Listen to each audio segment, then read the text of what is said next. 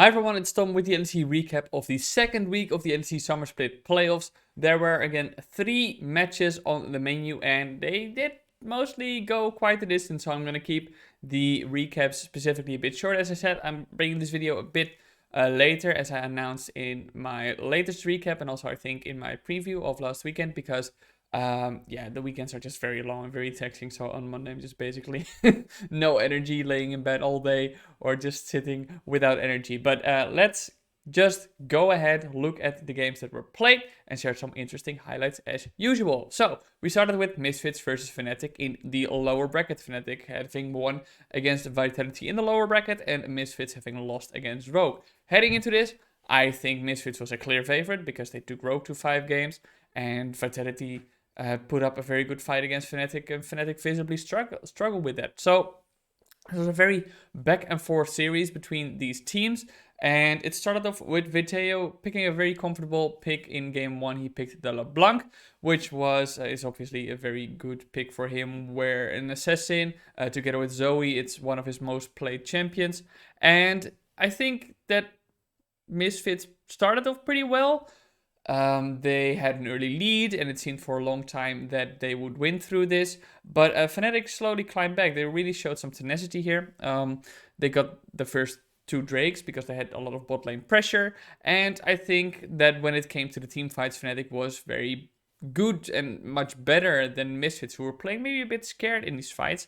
I think off the back of an overextension that Viteo had, Fnatic started the Baron, and yeah, well, it just showed that Fnatic isn't perfect quite yet.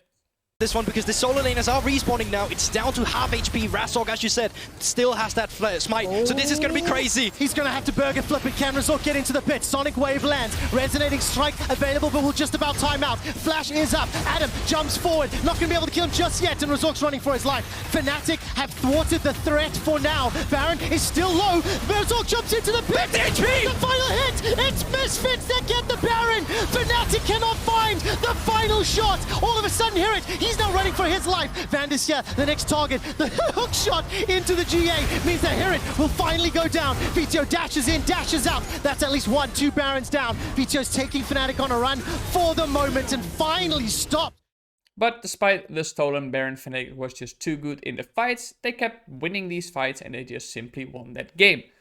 Then in game 2, Fnatic did stick with the core that you saw in the previous video that I just showed. They had Renekton, they had Viego, they had Sylas, but they had a switch in the bot lane, and Misfits opted for to stay with the Camille and Lee Sin, but they instead went for an Orianna, Ashe, and Seraphine bot.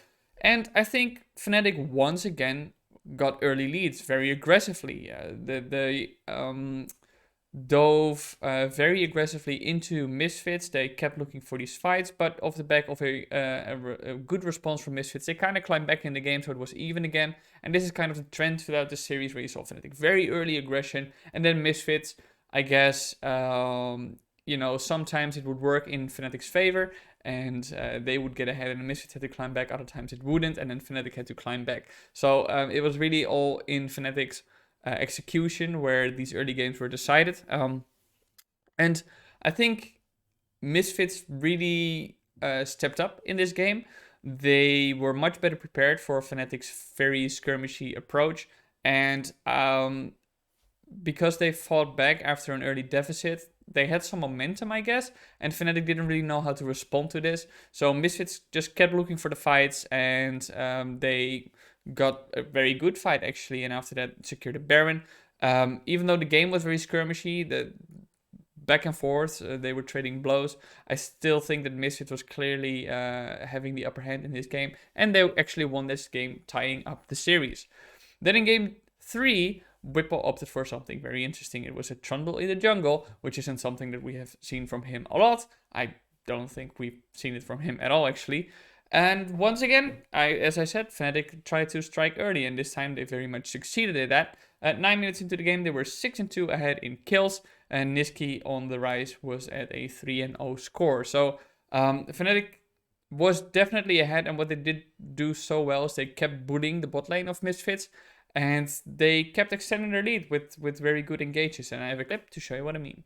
As soon as the bot lane is recalled for Misfits, Upset is doing exactly what you talked about. Oh, Copy gets jumped on, gets rooted, and does get charmed. He's able to flash and arcane shift away to safety, and now Vander got the solar flare available to him. Has not pulled the trigger yet. Has Fnatic bitten off more than they can chew. They find themselves a kill onto Vander, but here comes Niski. Finds the route down onto Hirit, and that's a dash forward from Adam. He's managed to cut off the retreat from Misfits, and Razork will be the last member. Adam decides not to chase for now, but does Bwipo with a Pillar of Ice. So after that fight, Fnatic was 11-3, and yeah, they just played this game very determinedly, and they won that game pretty easily, I would say.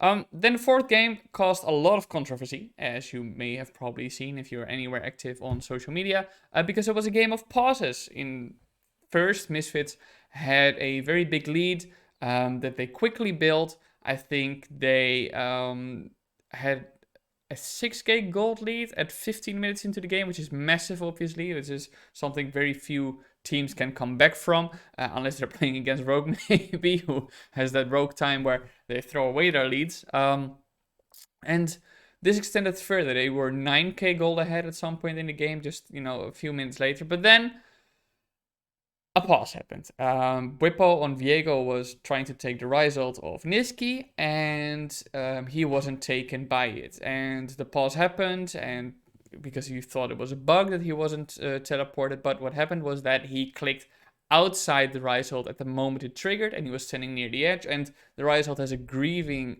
counter, where if you play in solo queue and you have a Rise on your team that wants to yeet you into the enemy tower, for example, if you stand near the edge and you're walking outside or towards the outside of the result, it doesn't teleport you, just to give you a bit of agency in terms of being in control of if you want to take it or not. And Bwipo, in the slowed down clip of this, was clicking outside the result at the moment that it triggered, and he was standing near the edge, so he didn't get teleported, and it was an appropriate interaction there, and it was explained to them. And so the game continued on, and off the back of this, I think Fnatic got a bit of momentum back. They did play a bit aggressively. I do think, though, that the biggest controversy was when Fnatic paused again, and this time it was at the Baron pit. They had started the Baron fight, pulled away from it, and were kind of chasing Misfits, and Niski used his Rise ult again, and this time Hylissang tried to take it, but he wasn't teleported either, so he hit the button for a pause once more. And he was denied teleportation for the exact same reason. He had clicked just outside the Rise ult as his final click, and his Braum was still walking through the Rise ult, but when it triggered, he was standing too close to the edge, and with his final click being outside, he was not teleported. Now, there's a lot of controversy surrounding this pause. I did an interview with Bwipo, which you can find on my Twitter, which you can see here below, talking about these pauses. But yeah, people were saying that Fnatic, much like how Fnatic had paused in the games against G2, was pausing just to be disruptive, and that it wasn't, that they were, basically that they were ruining the game deliberately to disturb Misfits' momentum and stuff like this. Now, I don't think that's the case. I don't think that they paused with the intention of disrupting Misfits' momentum in that game or anywhere whatsoever. I do think, though, that this is an interaction, and after it's explained for the first time and you do it again for the same reason, I think there should be some form of penalty, because yeah, you're pausing the game unnecessarily, not for a bug. You should know what the interaction is. So the community is very divided. Either, you know, everybody is saying yes, Fnatic is completely right, or no, Fnatic should be completely disqualified or something like this. It's very divisive. So, but I think it's a bit more nuanced. I think they didn't intentionally try to ruin Misfits' flow or something like this. But the truth is that it did end up happening. They did end up ruining Misfits' flow, and it was very long and exhaustive pauses. And I think if you've been explained the interaction and you pause it again for a second time, there should be some form of penalty there. So that's my take on that, but I'm gonna leave it at that as well, because the issue has been resolved, and I think that Riot will have a look at these rules going forward as well. Anyway, despite the fact that Fnatic did get good team fights after the second pause, Misfits eventually stabilized again, and they won the game in the end, meaning that we went to silver scrapes. And in game 5, as anticlimactic as it was, Fnatic was just a better team. They completely deservedly won that game. Again, early aggression, snowballing their leads. Misfits' team fights were just simply not as good as Fnatic's. And Fnatic won the series and advanced to Sunday, which is the day I will talk about as third day in this video. And on Saturday, we had Rogue versus Mad Lions, the upper bracket semifinals. Winner advances to the grand finals and loser drops to the lower bracket semifinals. So lots on the line here, because winning the series would mean direct heading into the group stage at Worlds, because, you know, you cannot finish third anymore, so you don't have to go through play-ins anymore. So lots on the line, and this series was definitely interesting, but for other reasons than Fnatic versus Misfits was, because as you probably know by now, it was pretty one-sided, but I'll just go through the games. In game 1, Larsen played his first Azir. I think he said in some teaser video of the LEC that he had been saving Azir for Mad Lions, and well, it was true. He did play the Azir, but it didn't help much because Mad Lions was just very aggressive in the early game. They had a good top dive, killing Odo Amne, and gave them a small lead in the first minutes. I think that Rogue did try to answer it pretty well with a 2v1 kill on Karsi in the bot lane. Karsi probably should have paid a bit more attention there. But with 2 swift plays from Mad Lions, they just completely denied any progress that Rogue had made. And Rogue in the regular split was very much renowned for having a good early game, building a bit gold lead, but Mad Lions had none of that in this game. They were in the face of Rogue all the time. 15 minutes into the game, they had killed Odo Amne 4 times, Inspired 3 times, and the score was 10-1 in kills. So, you know, it wasn't really close in any way whatsoever. The most important objective for Rogue at this point was scaling, and hope that Mad Lions doesn't deal too much damage, but Mad Lions dealt too much damage, and yeah, 28 minutes into the game, it was 15-2 in kills, so Rogue had gotten 1 more kill, Mad Lions had gotten 5 more. It was not close in any way whatsoever, and I think a good showing of how Mad Lions played this game is how the game ended. Cloud Soul now up for Mad Lions. Look at Kaiser though, I don't think Rogue spotted him, did they? But they're TPing bots, so they must know something's up. Odo, is he going to face check Kaiser? Kaiser has an amazing position here to fight Dragon if he stays. He is going to stay. He has Flash Ultimate. He's behind Rogue and they have no idea where he is. They're going to get pincered from him from behind. Rogue, he's behind you. And here comes the quickness. Kaiser immediately dives onto Larsen, and Larsen is popped down. Kaiser with the solid snake cosplay itself. 2 quick kills to Mad Lions. The Dragon falls as well. Rogue will take it, but Mad Lions are on the chase. They're looking for more as they want to clean up this game. Elioya diving forward. Hansama putting down the DPS. Kaiser now has a flank position of his own, but with the Realm Warp coming in, Hansama separated from Trimby. Kaiser forces Trimby to flash away, and Hansama is down. 4 kills to 1 for Mad Lions, for none. So 1-0 up, Mad Lions headed into the second game, and both teams switch up their draft. Different approaches, maybe trying something fresh in order to disrupt each other's plans for each other. And I think that Mad Lions did just not hold back. I don't think the composition mattered much, but they were just playing very proactively. I guess the style of their composition was similar, but I think in the second game, what they switched up most is that instead of haunting Odo Amne, they were haunting Larsen in the mid lane. They got an early Drake from this. They just kept on playing in the face of Rogue. As I said before, they were constantly moving around the map, kind of making Rogue dizzy and crying about like what confusion, what's going on. There was one moment in the top lane where Odo was also falling behind a bit, where he got a kill in return. It stabilized kind of from there, but just, you know, Mad shifted their attention to the bot lane and started farming kills on Hansama and Trimby. I think there was a big turning point though in the game because Mad Lions was quite ahead, and I think they probably should have easily won the game with the early lead they had acquired, but Rogue did had a crucial fight at the Drake where they did strike back. They can do a lot of damage. Infernum, Crescendo with the guns for the Aphelios. Dragon taken. Mad Lions get the soul point. There is the Moon Prison. Odoamne is going to use it to get away. Call of the Portugal coming out as well. Mono pops a stopwatch. And Yoya still on the front line. It's fired on the back. A great kick onto Kazi. Kazi trying to survive with him on the shot. Mono doing so much. But Summer's doing so much damage. It's a triple immediately for him. Larson takes one to add on to it. And Rogue. And off the back of this fight, Rogue did get a Baron, but in response, Mad Lions killed most of the Rogue players, so Rogue didn't end up getting too much of it. Still, they did manage to pull the game to a pretty even state, and I think for them, that was a very good turnaround, and actually, it was very favorable for them that the game would go pretty long, so I think that was definitely a good position for them to be in. The game went very long. Eventually, the Elder Drake spawned. Rogue did manage to get the first Elder Drake. And Mad Lions just started to play it safe because both lanes were pretty pushed in. There were, tier 2 towers were all down. So no need for them to overextend or look for a fight. Just wait out the Elder buff and try to mitigate the damage as much as possible. Which it successfully did. It was pretty impressive that they instantly recognized, okay, they have the Elder buff. Our lanes are pushed in.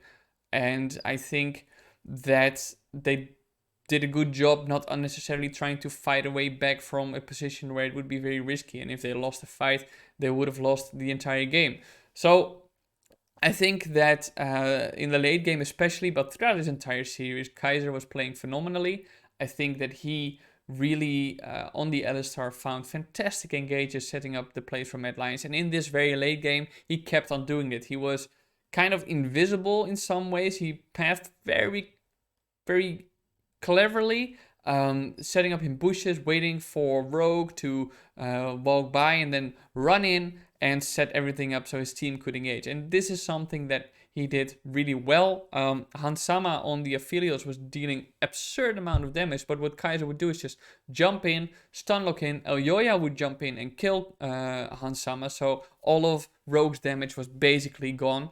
And that was just how Mad Lions managed to even close out this game, where Rogue should have won, given how they had climbed back into the series and actually had a pretty decent advantage after they climbed back through the Drake fight, which I showed earlier. So 2-0 up for Mad Lions. They headed into game 3, and this time Rogue really put on all the proactivity in their play. They had a double kill in the bot lane, kill on Humanoid as well, and it was just chaos in the early game. Before 10 minutes, it was already 8-4 in Rogue's favor in kills, so you can imagine what that looked like. And I think both teams were really playing at a very high level, where I was very pleased with how proactive they were, how often they were trying to get even the smallest advantage of on each other with any play they could make. I think that Rogue did definitely get the upper hand. They pushed in against Mad Lions. They built a big gold lead. But Mad Lions, as they've shown before, how they played, it was crazy that they managed to even find a way back into this game. And it was simply by playing team fights better. Mad Lions, even though they were 5k gold down, I think it was 7k at some point, whenever a team fight would start, they would select their targets so meticulously, and they would completely disrupt whatever Rogue was trying to do in a team fight. They played off each other very well, the Mad Lions players, and Rogue completely threw the third game, because that never should have happened. Mad Lions very dominant, a 3-0 victory. I don't think many people expected this clean of a sweep from them against a team like Rogue, who finished the regular split in first place, So yeah, it was very dominant from Mad Lions, very impressive run from basically the entire team, but definitely especially from Kaiser, who's playing really, really well. And then we went to day number 3. G2 versus Fnatic for the final world spot. It was basically the perfect story. And I think that if you believe in a Riot script, this would be the ideal outcome, right? And obviously, jokes aside, I think this series was set up to be everything everybody had ever expected to come from this rivalry. The fight for the final world spot. Maybe if they played at the World's Finals against each other, it would have been even better. But that's, pretty unlikely to happen when the LPL exists and the LCK as well. So, anyway, game 1, it was a pretty quiet early game. Niski did try to put as much aggression as he could on Caps, but Jankos was there to help his mid laner. Jankos was playing very well in this series, I think. He pushed ahead even further. Jankos got many kills and started carrying a lot. G2 was ahead at 15 minutes into the game, but Fnatic got a few drakes in return. And actually, I think that, Fnatic climbed back pretty decently. I think that in a Baron fight, G2 tried to answer Fnatic very well, which didn't go well at first, but then there was round 2. Later. Okay, Fnatic backed away because they knew that they'd been spotted on Vision, perhaps just not wanting to take it. Caps still pushing, Caps trying to step away from the Solar Flare. The Zenith Blade hits once again, the Shockwave coming out as well. Caps still alive for the moment. The chase is on, Whippo's low, there's the charm, there's the quick upset to the back line onto Upset. Jankos is looking for this, but he can't quite get the damage down as Upset pulls the stopwatch to go golden. Niski coming in, the TP's joining as well as Wonder looks for the fray. Hexa Golden made him his key target, Upset the one he wants to land it on. Niski steals away a Shockwave, Upset is dead. Adam next on the menu here for G2. Niski on his lonesome in the midst of 5, puts the stopwatch, but that's just a sombrero. And G2 played their fights expertly and closed his game out. In game 2, G2 tried to go for the Diana-Yasuo combination, and it didn't go well. I think this was a very one-sided game. Fnatic was very aggressive early on. If you look at the 20-minute mark, you'll see that Fnatic was ahead 13-3 in kills, Upset getting 7 of them on Tristana, so he just dealt too much damage. I think that in this game, there's not too much to summarize. Fnatic just played way better than G2, and they very simply won that game. Now, in game 3, Fnatic had a very strong early game draft. They had Hylissang on the Pike, Upset on Tristana again. And once again, Fnatic, as they were with Misfits, they had a fantastic early game. Around minute 9, the game completely turned into a bloodbath. And this is just to give a taste of what this game was like. Here's a little video. Small things adding up to something big. G2, despite being down so far behind in the early stages, are now pulling back. Niski still has flash here. Dish locking the blue card. He's going to have to flash. Because the blows won't proc. Whippo going in as well. Doesn't have the kick himself, but he's looking for the damage onto Jankos. But here comes Caps with the Shockwave. One more auto attack onto Whippo will be enough. He's stunned up. There's the Subjugate. There's the Shockwave. And there is the shutdown. Hylissang with a good hook will keep Niski alive for the moment, but Caps is still on the chase. Has a red buff for the slow now, and there's another concussive blows proc. Niski trying to put the damage down on Caps. Caps Out of vision. Hylissang dodging around. Found him on the toe. Caps enough. The hook hits Mickey. The pillar is enough. And Caps survives. G2 equalize the scoreline. Yes, be careful though. Upset has jump and flash. He gets spotted on a wall. He's going to go for it, I think. Jump, flash, the block! Oh no! Oh my god, Mickey! It's a support kingdom this game! Mickey keeps Caps alive long enough for the... Still, Fnatic kept finding fantastic engages. I think Hylissang was playing really well on the Pike. He kept fighting the hooks, and Adam was just simply unkillable. I think Whippo set up kills very well for Fnatic in this third game. And I think that it did go all away for Fnatic when they overstayed. They tried to push in the mid towers from G2, and they did so, and then they just kind of hovered there, and they shouldn't have. G2 off the back of this found a great team fight. They got Baron, and the G2 won a team fight immediately after Baron. So G2 climbed back into that game really well off the back of this mistake that Fnatic made. I think the game still went back and forth for quite a bit, but G2 was just clearly finding their footing after a very rough early game. As a team, they moved around very well, whereas Fnatic was trying to find picks a bit more individually, and G2 won that game simply because they were playing better as a team. In game 4, Reckless locked in Vayne. Vayne? Yes, absolutely, he locked in Vayne. It was, once again, I have to repeat my formula. Fnatic had a great early game. Very aggressive. They kept diving G2, and G2 couldn't do much about it. So Upset was 6-1 at 18 minutes. Fnatic was 11k ahead. Niski's Twisted Fate had was an item ahead of Caps. It was just a slaughter. Nothing G2 could do about this. Fnatic also dominantly won this game. And in game 5, Adam had the absolute Chad move of locking in Darius against G2. who was playing Camille for Wunder at the top. And it is a pretty good matchup, but still, Darius isn't a champion we see often. Thankfully for Adam, Darius is one of his most played champions, and he's very renowned for this. And despite that Wunder got the first kill on Adam, Adam TP'd back immediately, got the kill in return, and from there on, Adam just tore Wunder apart. Fnatic, yeah, I think they were so clearly the better team here, even though they were maybe a bit more hesitant in the 5th game than in other games. Probably, given what's at stake, they realized, okay, you know, if we make a mistake, it's going to be all over. They were still very much the better team. And just to give an example of how much better they played their fights, here's a video. Smite from Jankos there, just to make sure it can't chunk it down, always buys you time and always makes it easier the later the game goes. Hylissang's looking for a pick here. Jankos might be in trouble. Destiny available. He has got flash. The rest of G2 have to collapse quickly, but Jankos is down before G2 can get in there. And now the flank is on. The Realm Warp comes out. And Bwipo with the pillar! Bwipo stops G2's retreat right in its tracks. Shutdown comes out for Reckless. He's going to get killed towards the side. Hylissang kills off Reckless. And now Fnatic have found it. They found the moment they were looking for. So yeah, there's not too much to say about it. There was just a clear point at which Fnatic was ahead and wouldn't let go of that. And they closed out the game, eliminating G2 from a World ticket and grabbing a ticket to World for themselves. And that gave us this bracket going forward, with Fnatic now playing against Rogue coming weekend, followed by Mad Lions taking on whoever wins that match for the ultimate prize, the LEC trophy. So now for some thoughts on the teams. I think for Misfits it was a very sour ending to what was a pretty good split, because by all means I think they were favored going up against Fnatic after how they played against Rogue. I still think this team improved very, very much. They finished 5th in the split overall, which is, I think, still a disappointment for them, looking at how they performed during the regular split and how much this team had grown. But I think they have a very solid core. I think Resorg and Veteo are really, really good.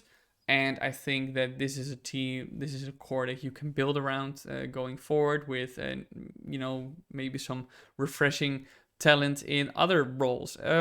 So for them, yeah, as I said, sour ending to the split, but pretty good overall and pretty big progress. I don't think that anybody expected them to put up this much of a fight against either Fnatic or Rogue, and they did put up a good fight. So yeah, props to them for that split. Obviously, they're gonna have to make improvements going forward, but I think they built something very solid in the end. G2, the other team, eliminated now from world contention. They also probably will need to rebuild their roster. I'm not sure if I'm gonna do content about like what my expectations are for any for all the teams in the off season, but I think this weekend showed very clearly at least weaknesses in their roster. I think that overall in this team, the synergy just didn't come together. They're not the same G2 anymore, where they laugh and they joke all the time. Nope, they've lost some of that magic, and they're not gonna be able to find it by just switching out one player. I think they really need a rough rebuild of what this team wants to do, of their identity, and how they want to approach the game. Because right now, they are not able to catch up with what's new, and they keep falling behind in their play. So yeah, obviously very significant that they won't be making Worlds, and I expect pretty big changes to come through for that organization in the off season. Fnatic then, very impressive run. Incredible that they managed to win 3 best of 5s. I never would have expected that they actually would be able to pull that off, given how they played towards the end of the regular split, how much they struggled with Vitality initially, but they really impressed me a lot with their early game. Very good coordination. I think as a team they are flourishing. They have a lot of momentum. It's really good to see that a team with, in theory, so much talent is actually able to put it together. And once again, that clutch factor that they've always had as a team, when the moments look most dire, they are able to rise up. So impressive. And I think for them, it's only looking good. Even if they drop now against Rogue in the upcoming weekend, I think that, yeah, it's, I don't know. It's gonna be tough, obviously, going through play-ins. but I don't think it's going to let them down immensely because they statistically weren't even supposed to be here in the first place. So I think that wouldn't hurt them too much. I think the world's high will trump even dropping out as third. No, don't dropping out, but falling as third. Rogue, I think Rogue is very disorganized at the moment. That clutch factor they're lacking is a significant problem for the team, especially if they go to the international stage. They have good players, obviously. They were able to contest with Mad Lions in spring, and that talent hasn't gone anywhere. But just as a team, they're not functioning in the same way anymore. So I think for them, it's really about, okay, how do we close out these games? What do we want to prioritize? How do we want to play around the map?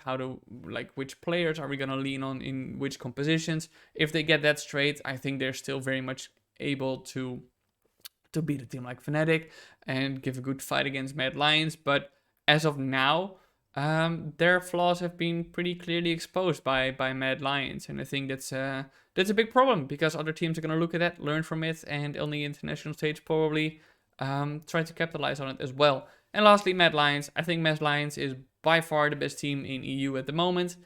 Very clearly, obviously, very impressive that they were able to climb back after what was a pretty shaky regular split, even though they finished 12-6. Once again, I think not all of the wins were wins that they should have gotten and that some enemies threw, but they have completely gotten rid of any doubts that people may have had. I think if you look at the global scale, I fully expect them to at least reach semifinals in Worlds at this moment, at least, obviously, because they play their fight so goddamn clean. Look at it and compare it to LCK, LPL. There's a handful of teams that match this team's team fighting skill because they're so well coordinated. And no matter which circumstances they're in, if they're ahead, they'll win. If they're even, they'll win. If they're down, they'll win. So I'm very much looking forward to seeing them play on the world stage. At the moment, I think they are the only actual top contender that we're going to be sending to Worlds. So those are my thoughts on the matches of the past week and the highlights. Let me know what you thought of the matches in the comments below. And if you want to follow more of my content, including articles, follow me on Twitter and stay tuned for more content.